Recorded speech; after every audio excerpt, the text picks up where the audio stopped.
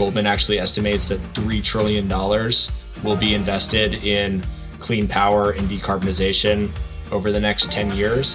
That is unbelievably catalytic to the energy transition. It means that the world that we are living in 10 years from now looks dramatically different in terms of the composition of energy sources that are powering the computers that we're using to talk right now, the phones, the lights that are over our heads. Everything is going to change, and it couldn't come soon enough, right? Because we are in a dramatic moment in the climate and the health of the planet. This is the sort of thing that gives us a chance to bend the curve back to where it needs to be, but it requires all of us. It requires the private sector, it requires government, it requires builders on both sides, and we need to do it really fast.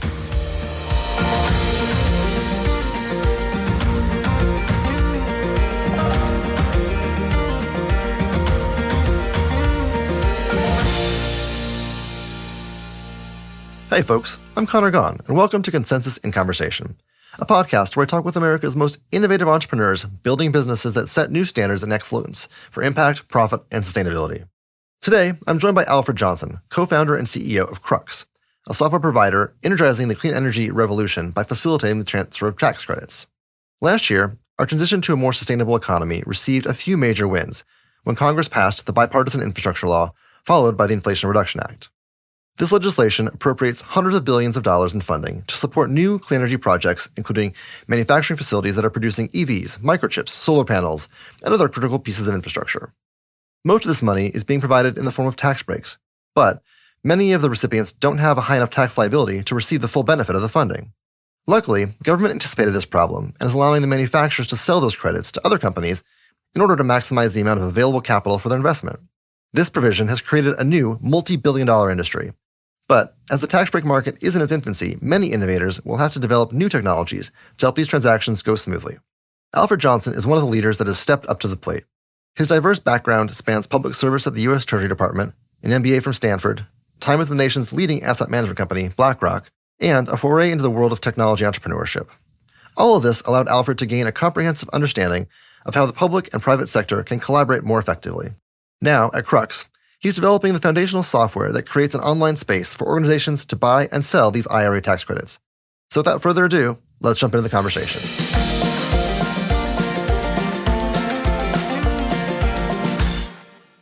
All right. So, let's start at the beginning. Tell us a little bit about yourself. Yeah, so I was born here in Washington, D.C., where we're sitting. I grew up sort of around government and politics. My parents had met on a political campaign and was always really interested in politics. It's not a surprise that I find myself back here in this city 18 years later. But went out to Stanford for undergrad, played football out there, had a great experience. It was sort of the furthest thing from being in DC. And then I came back here after the Obama campaign and then found myself back here in DC working in the Treasury Department during the financial crisis. So found myself as the special assistant to the guy, Lee Sachs, who was running the financial crisis response team for Tim Geithner. It was the darkest days of the crisis. I started the same week that the market bottomed in March of 2009. I was working on the financial stability plan, TARP, the stress tests, all of that sort of thing. That quickly bridged into work on the Recovery Act. So I was working on the clean energy incentives that were part of that bill. It's my first exposure to that, which is very relevant to what we're building here with Crux. I went into the White House and then went back to business school and then did a tour in financial services and tech. So I was at BlackRock working in their financial markets advisory group and then really missed being in small teams. I think I'd been on the campaign and had really loved building small organizations and knew that that was a good fit for me. So then got into tech 2017, started a company called Mobilize, and we sold that company in 2020 to a portfolio company of Insights, and I had the chance to go back into the government. Mid last year, we had another baby. I wanted to start another company. And then in that period, the IRA passed, and we started looking at the huge number of tax credits that are in that law that are really the principal mechanism of subsidy within that law and are now building Crux to be the marketplace software platform and network to facilitate those transactions of the tax credits. Awesome. So there's so many interesting things in there to tease out. Let's start back at Stanford. So did you always know you wanted to work in this kind of civic financial space? You majored in political science and government? Yeah, I was always interested in the ways that the private sector and the government intersected with each other. It was clear to me that neither could exist in isolation, that both were necessary in order to advance society and, make sure that we were developing technology and advancing in the ways that we need to in so many critical categories. And so I was always interested in both.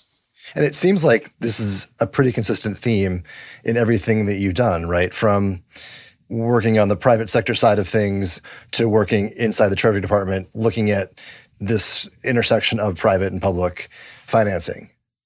Yeah, pretty much everything I have done has been at the intersection of at least two of the three of software, financial markets, and the government.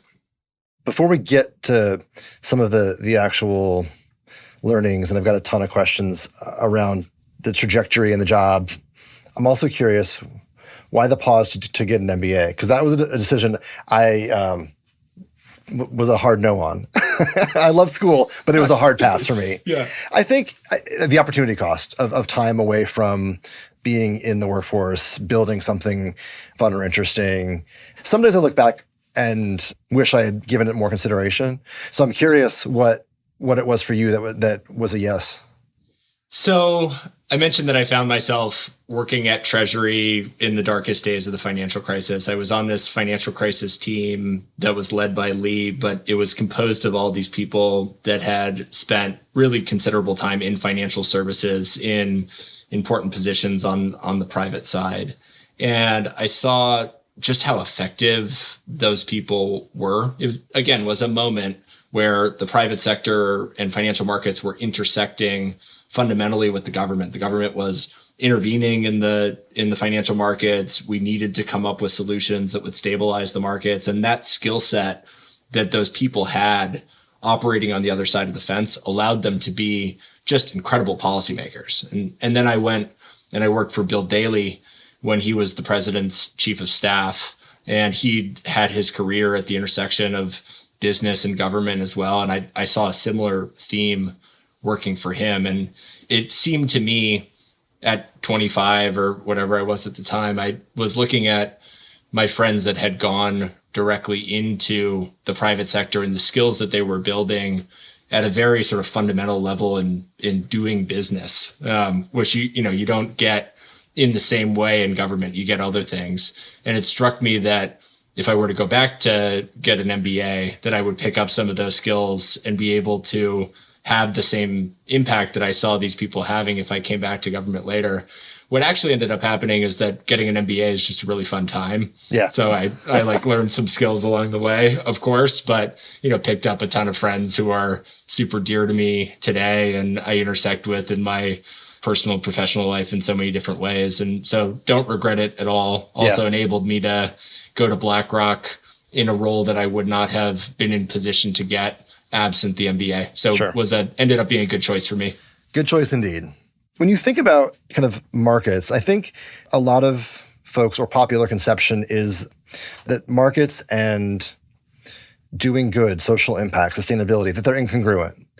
And I'm curious what your perspective is as someone both now who kind of works in the markets towards positive impact or uses market solutions for positive impact, but just in general, how do you perceive the opportunity for markets to be a part of a system to support or encourage positive change? Neither the government nor the private sector is sufficient in itself to be able to affect positive change. I think you need market forces to motivate people and to lead them to start businesses and to lead them to grow them. And that leads to, us building new technologies and advancing medicine and providing jobs and all of these things. You also need a government that lays the rules of the road and, creates conditions where markets can be enabled and allowed to flourish, and, people are protected, and our air and water is protected, and the climate is protected, and, financial services and financial institutions don't get so big that they imperil the economy. And, so you need both. You need private markets that do all the things that private markets do and facilitate growth. And you need government to catalyze and set the standards and lay the table for the private sector to do what it does best. Yeah. I mean, without the support of public sector, you can't guarantee private market efficiencies, I would argue. I think we're sitting at a really exciting moment in U.S. public policy. I mean, I mentioned these three big pieces of legislation: the bipartisan infrastructure bill, the CHIPS Act, and the IRA, that collectively are multiple trillions of dollars worth of support to manufacturing policy, industrial policy, the economic transformation of the U.S. energy system, the economic transformation and fundamental transformation of our infrastructure as a country. And I think the government has done something pretty exceptional there in terms of laying the foundation for American competitiveness in the 21st century. And they've done it in a way that catalyzes private sector activity. Back to the prior conversation, right? They've done it through incentives that draw industry back to the United States, that leads people to invest in clean energy infrastructure.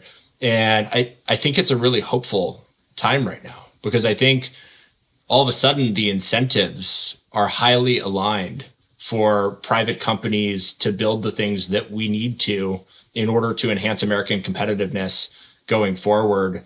And, it's not a question of altruism. It's a question of economics. And now the economics are really there on some of these big things that we need to do. Beyond your public service in your career over the last few years, you've also worked some startups and worked in tech. And I'm curious if you always had the startup bug or when you got it.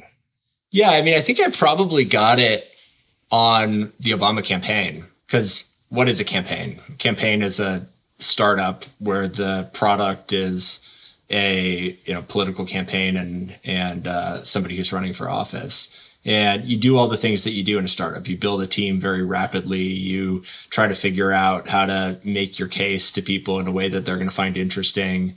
You do marketing, and then you convert people into voting. And all of those activities look pretty similar to starting a tech company. In a tech company, you have to come up with the idea. You have to sell it in a way that people are interested in, investors, your customers, and then you have to build it. You have to grow the team and hire excellent people. You have to deliver on the mission that you said that you're going to do. You have to go get more capital and do more of it. And I have found the activity of creating a business out of whole cloth and coming up with the concept and then bringing it into reality to be an enormously creative and affirming activity. And I know, Connor, you do that with Consensus and Conversation.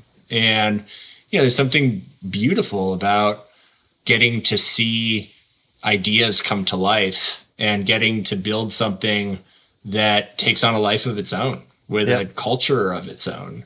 And, I take very seriously my obligations as a CEO to build an environment that people want to work at and people enjoy and stay and, are able to have the impact that they want to have in their careers and life, because, we don't get that much time on Earth. And so we may as well spend it doing stuff that we enjoy.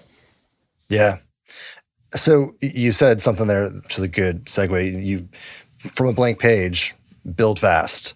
In Crux's case, I'm curious where the idea came from. Yeah, so I left Treasury in April of last year. I wanted to start another company. I particularly wanted to start one with my co-founder from Mobilize, Allen Kramer. I wanted to do it in climate. It struck me that there was no bigger issue, no more important thing that I could be working on than the sustainability and health of our planet as an enabling thing for the sustainability and health of people.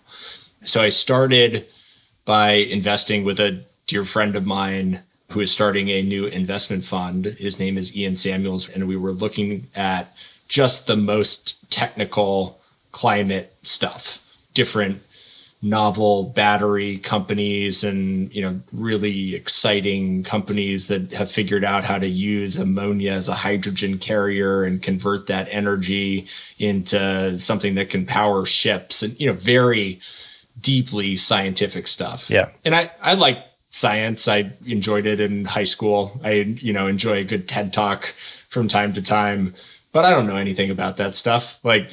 Less than nothing. Right. And it was fun to sit in the meetings and meet the cool entrepreneurs that were doing things in such creative ways. But I didn't feel like I had any particularly differentiated perspective to add there.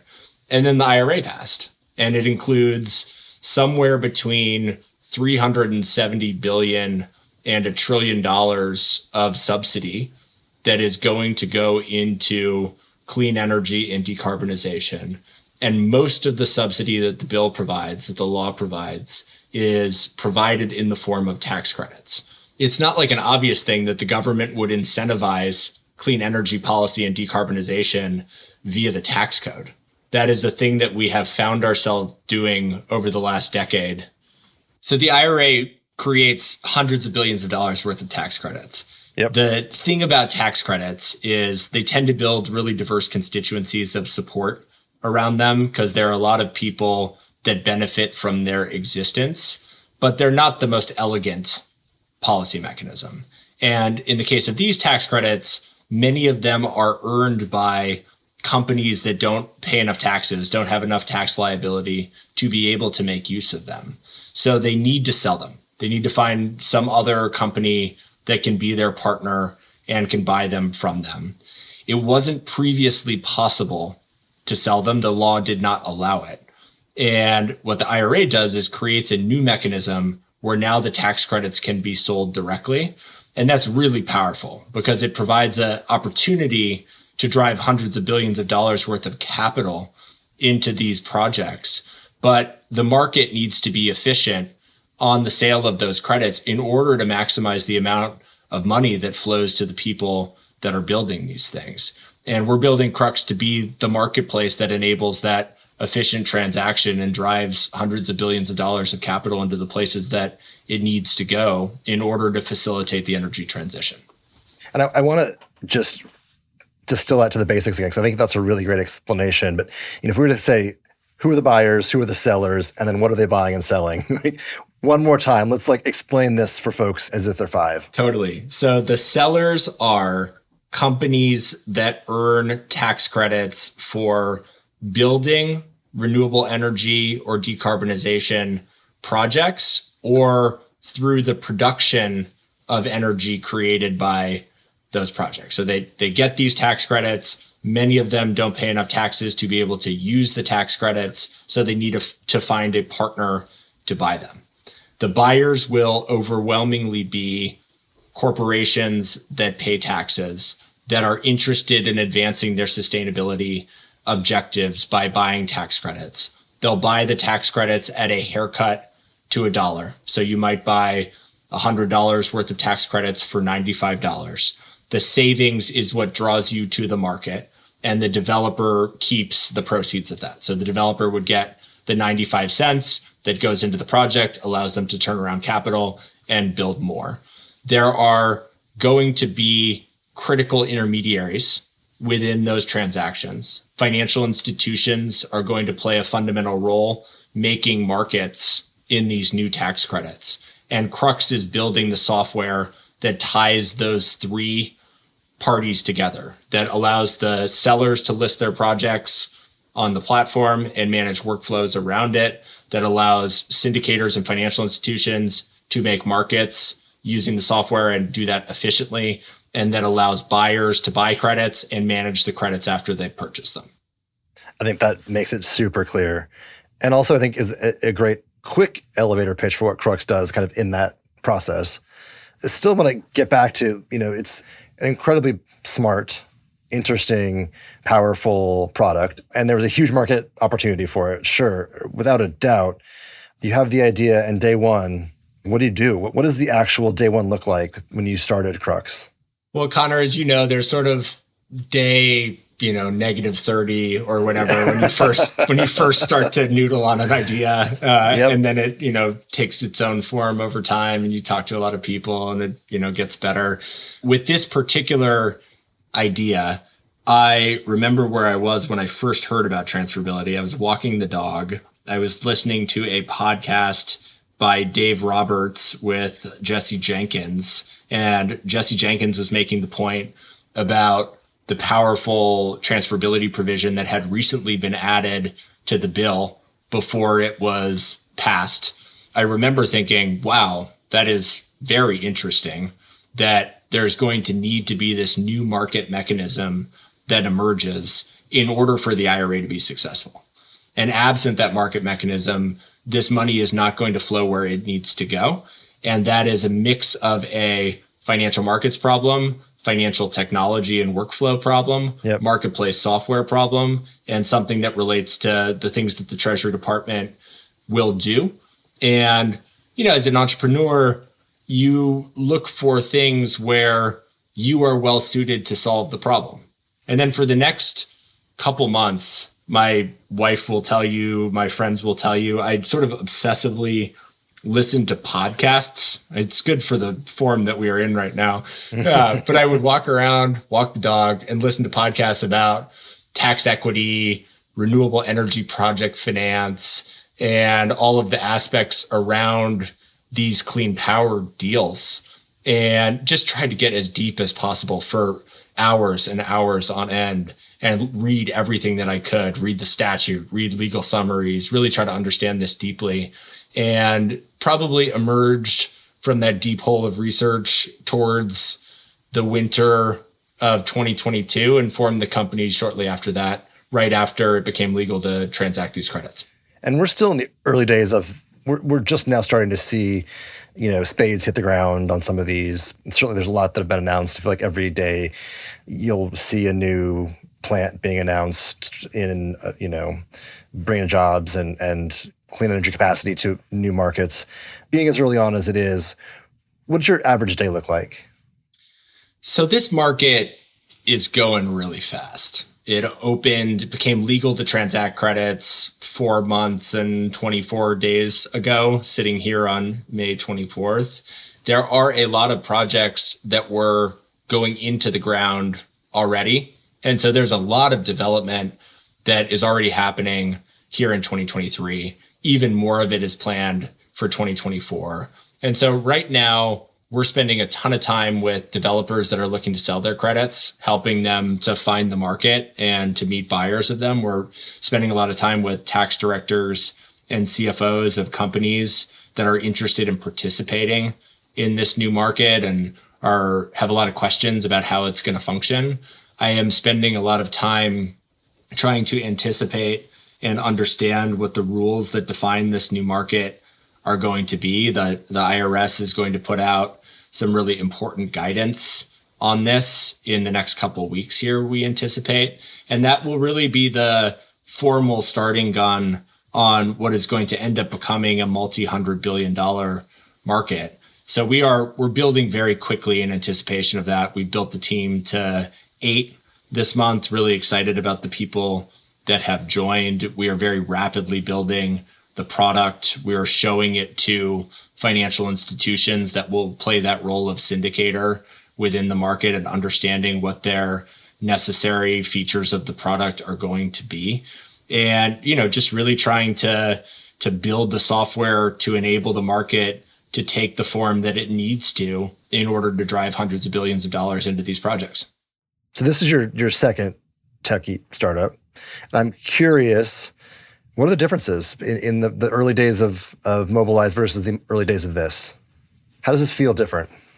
I think it's kind of remarkable that anybody is successful the first time you start a company. When I go back to the person that I was and really what I knew about starting a company in 2017 when we started Mobilize, I knew nothing. Yeah. Like I knew like hard zero. And you make so many mistakes in the way that you think about capitalizing the company and hiring and strategy, and you just learn all those things as you go. So I'm very grateful to be going around for the second time.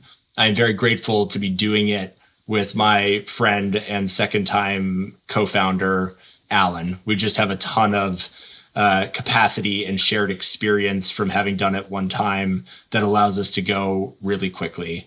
We are actually bringing on a number of colleagues that we have worked with previously at Mobilize. So in the early team of 8, 4 will come from that company. Some have since left and are rejoining us.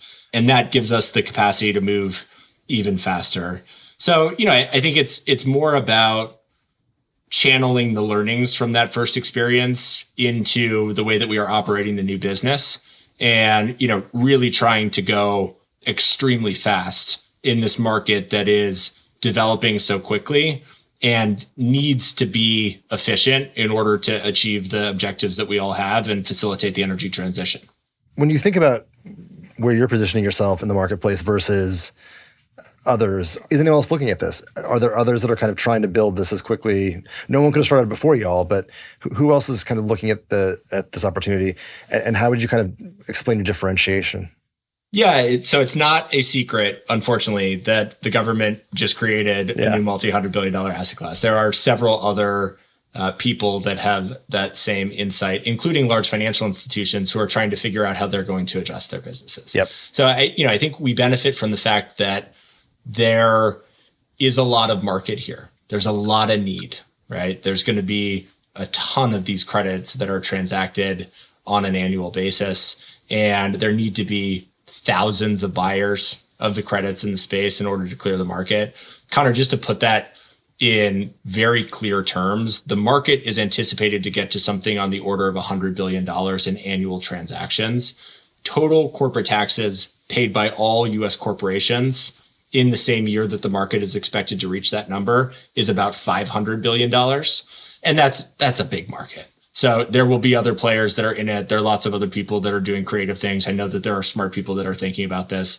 Our particular angle here is to really be the software layer that facilitates the transactions at scale. We don't want to do advisory services. We don't want to be the facilitator of the transactions apart from providing the software that brings the right people to the table, makes it much more efficient, allows more transactions to happen in a larger market. And we particularly see a very powerful role for the intermediaries to play in that market in order to facilitate the size and liquidity that need to exist.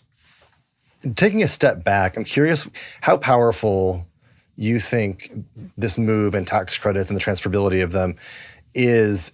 When we look at the trajectory of clean energy in America and innovation and manufacturing, and how pivotal is this moment in time? How pivotal is this decision to build a tax credit and a system that makes a market out of them? Like, where does this sit in the arc of this narrative?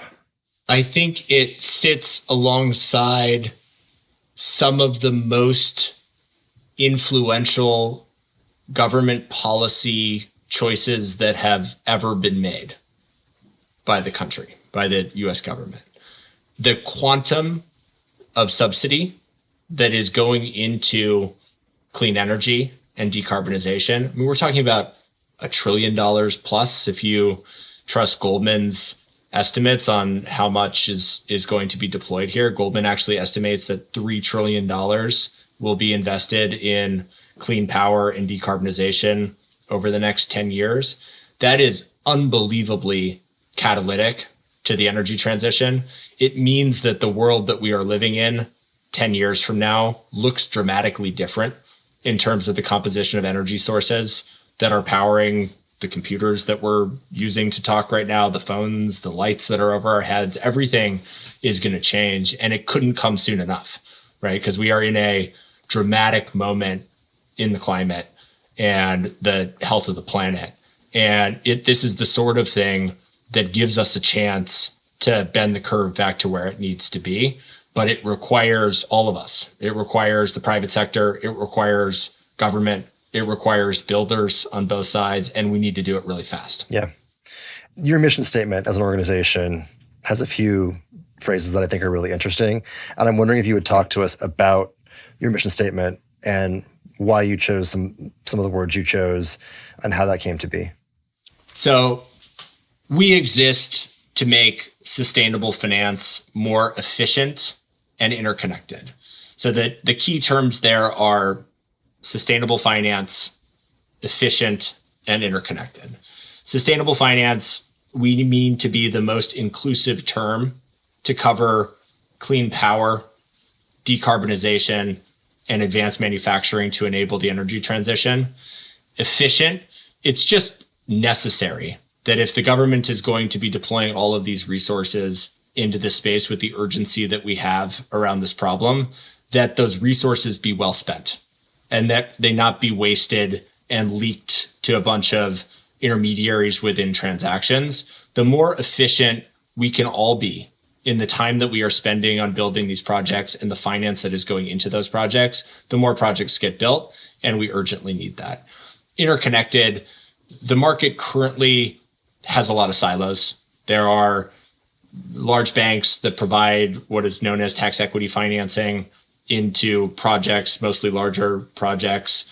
And those silos aren't going to be able to expand to the size that they need to reach in order to facilitate hundreds of billions of dollars worth of transactions. So we need many more counterparties exchanging with many more counterparties. And if we do that, and there's interconnection among the various people that are doing the most critical building and financing of projects, then we're going to build more projects and we're going to do it more quickly.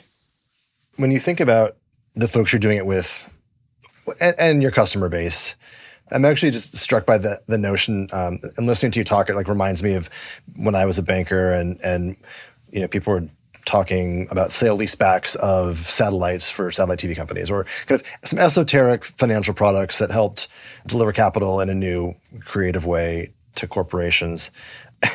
And I'm wondering, like, I'm picturing, you know, life explaining this and selling this product to financial services organizations as the syndicators, you know, the big CFOs, and how different that those two audiences are vis-a-vis working on a campaign. And I'm just curious, culturally, like, how does that feel, or what would you describe as kind of the cultural juxtaposition of, you know, your career trajectory? You know, it's interesting. A lot of the people that I worked with in the administration, both administrations, have gone on to careers in sustainability. And the financial institutions are disproportionately hiring people who get it, that get all sides of this problem. And, you know, I find myself often impressed with the capability and facility of the people that I am talking to that are moving these very large organizations in the direction of a changing business. And, you know, again, that doesn't have to be motivated by some altruistic impulse. It can be supported by one. But now, with the advent of the IRA, the passage of the IRA, this is big business, right? This is big capital going into big projects and moving the needle on the numbers of tons of carbon that are consumed by this country on an annual basis. And, you know, I find that my experience in advocacy, my experience working on campaigns, my experience building marketplace software, my experience in financial markets and at the Treasury Department equip me to have those conversations and, you know, interact with people across a number of different parameters here. And that interdisciplinary sort of multimodal nature of the problem, I think, requires people to look at it from different perspectives. And those different perspectives are valuable. Yeah. I've had a few conversations and interviews with ESG folks, or even sustainability officers. And as they talk about ESG, it's apparent that for many in the financial services, these are not altruistic. These are capitalist decisions. These are decisions rooted in risk mitigation and long-term return maximization. I suspect that you run into that same sort of reality that with all parties to these transactions. I think we all wear multiple hats a lot of the time. People really care about and are viscerally relating to observed changes in the climate and the weather, right? I'd spent a lot of time in the American West. I went to college and business school in California. When I went to college, we would start preseason for football in the beginning of August every year. I don't remember a single practice being canceled because of smoke. Now, 15 years later, in August, you're lucky when it's a clear day. And I think people are increasingly observing that reality in their lives. So yeah, they care about this stuff. It's influencing their decisions. It's observable. And people in a capitalistic society want to make money. And they work for organizations that are responsible to their shareholders. And that's good too, because that leads those companies to invest in projects that are going to be effective and be productive, and that's great. And so I think in these markets and more broadly for people right now, we're wearing both of those hats at the same time. And that's good because that will push us from both perspectives to make the change that we need to at this urgent moment for the planet. Yeah. How do you, as an organization and individually, think about aligning those hats? Think about aligning your desire to do good in the world with the necessity and desire to make money as a company. You know, you guys have aligned them perfectly. When you make money, you're doing good in the world. But I'm curious how you think about that alignment. I guess for me, I've always found work more interesting when work is tied to things I care about. In the parts of my career where I was working, but the thing didn't matter, right? Like I was replaceable, or the organization that I was serving just was meeting the financial objective and, wasn't thinking about other objectives. I just found it less interesting. You can do the work, but it's less interesting. And I have found that when I'm able to align those things, then I'm much happier in the work that I do, and more joyful in the work that I do, and more convicted in the work that I do. And that helps me bring that to every interaction that I have, helps me grow the team with conviction, helps me raise money with conviction. And that's really helpful, right? Like believing the thing that you're selling is really helpful to being able to do a good job of it. So I really try to wear both hats at the same time as much as I can. And in part also because I am aware at 37, which is my current age with 2 kids, that I'm really lucky to be, in the middle of my life, hopefully on the front 9 of that middle, but I'm not on the third hole. And I want to make sure that I am spending my time doing the things that are fun, that are joyful, and that make a difference. Yeah. I feel like it matches the general zeitgeist of where we are as a country right now, for many, many people. And I'm curious, do you have any advice for those who are fortunate enough to be younger than we are and are looking for their first job, or looking to start something, and take a giant risk at coming out of school, that they want to find that alignment? Any advice on how? I think you have to ask yourself the question, why, before you can answer the question, how. And everybody has a different why. Why do you get up in the morning? Why do you care about some things and not others? What motivates you? And I think if you answer those questions, then the what becomes a lot more apparent and the how becomes a lot more apparent. And it's hard to really focus on the why because it's easy to be incrementalist, right? It's easy to say, I have this job that is the right thing that I'm supposed to do because I majored in this thing or that thing and just do it. And, I think the advice, and I always, hesitate to generically give advice, but the suggestion that I would have is take an extra moment thinking about the why, because that'll lead you to the right place. Yeah. I also was one of those kids that just followed the path. And at some point, 10 years in to being an investment banker, I looked at my life and thought, what did I just do? Where did the time go? And so I think it's wise advice to take a minute and reflect. Speaking of reflections, as you reflect on your life, what do you hope your legacy will be? Oof, what a good question. I feel like the luckiest person in the world to have the family that I have. I am married to an amazing person. We have two wonderful, creative, interesting, funny sons. They're 4 and 1. I hope that my legacy is to be a present and connected husband and father. I hope that I am able to channel the opportunity that I have, whatever experiences and talent that I may have, into doing things that make a difference for a lot of people on very human things, right? Like on the sorts of things that impact the daily well-being of a lot of people. And that's what led me to climate. That's what led me to this problem.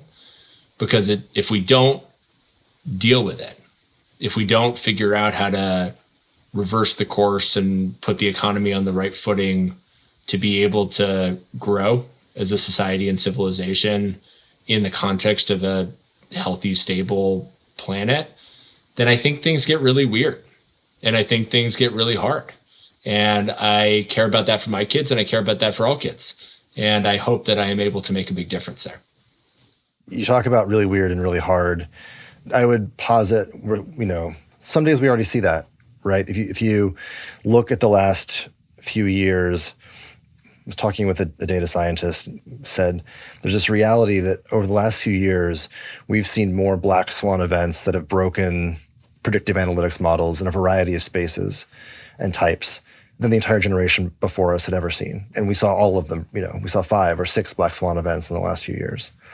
And, I think the consequence of that is a collective uncertainty, is a collective paralysis, thinking that this is all too big and too much and too hard and requires systemic change, and that's just not possible. And we can't even agree to increase our own credit limit, let alone deploy the solutions that are going to be required for this massive global change. How do you defeat that defeatism? Because you're doing it every day by virtue of your job, by virtue of building this company. Like that is an inherent act, I think, of hopefulness and of optimism and an affront to the defeatism. But how would you inspire others to do that? I think it is easy for people to think linearly, right? To expect that tomorrow will be like today. And there's a certain amount of comfort that comes with that. I think it is hard for people to think when the rate of change is exponential and things are dramatically different tomorrow than they were today. And change is really hard, right? And when change happens really quickly, it can feel really unsettling. And it's easy to look around the world and see war and pandemics and the deteriorating climate and feel distressed and defeated. I am also aware that, I'm currently sitting in the spare bedroom yelling into a metal and plastic device that is somehow communicating my image and my voice to you via the air. And that wasn't possible when you and I were born, right? And we forget just how dramatically amazing that is. that technology has enabled us to interact with each other in these totally different ways that opens up all kinds of new opportunities on information and innovation that we didn't have available to us before. And I think the kinds of advances that we are observing in artificial intelligence are similarly exponential and similarly unsettling, but also potentially optimistic. And I think optimism requires looking at that rate of change and trying to figure out the ways that it can be channeled to make our existence better and our well-being enhanced. And I think that change has within it the potential to do that, but we need to harness it, and we need to invest in the things that are going to change things for a lot of people. Big thanks to Alfred for that awesome conversation.